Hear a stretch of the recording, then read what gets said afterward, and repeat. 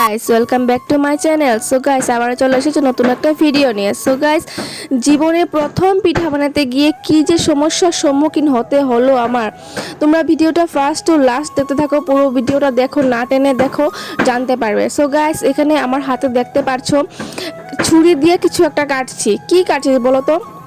কেউ হয়তো আইডিয়া করতে পেরেছো আর কেউ হয়তো পারোনি। তো গাইস, আমি এখানে কাটছিলাম হলো গুড়। ছুরি দিয়ে কাটা হলো না, তাই এখানে বটি নিয়ে বসে গেছি গুড় কাটবো বলে।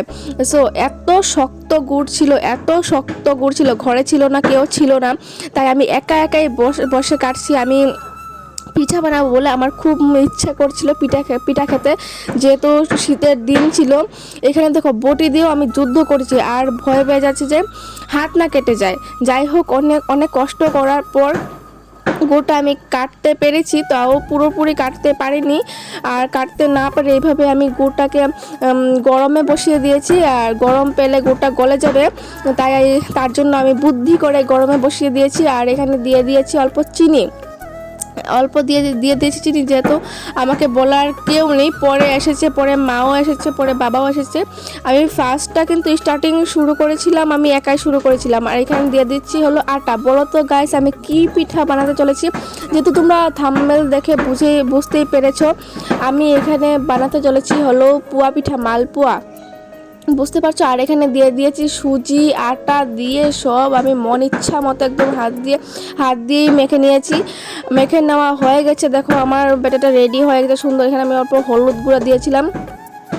আর দেখো কড়াইয়ে তেল বসিয়ে দিয়েছি, কড়াইয়ে তেল গরম হয়ে গেছে। আর ফার্স্টটা দিয়েছি, ফার্স্ট ছোট্ট করে একটা বানাচ্ছি ঠাকুরকে, মানে অগ্নি দেবতাকে দেব বলে, যেহেতু মায়ের দেখি আমি। তারপর সেকেন্ডটা বানিয়েছি, সুন্দর হয়নি জানো, মার মতো সুন্দর হয়নি, আমি বানাতে পারিনি। তারপর আমি ভিডিওতে দেখেছিলাম এভাবে হাতাতে ব্যাটাটা দিয়ে এভাবে ফুচকোর মতো পিঠা বানায়, তাই আমি এভাবে ট্রাই করছিলাম, কিন্তু ফার্স্টটা হয়নি, কিন্তু পরেরগুলো খুব সুন্দর হয়েছে। এখানে দেখতেই পারছো কি সুন্দর ছেড়ে গেছে, একদম ফুচকার মতো হয়ে গেছে।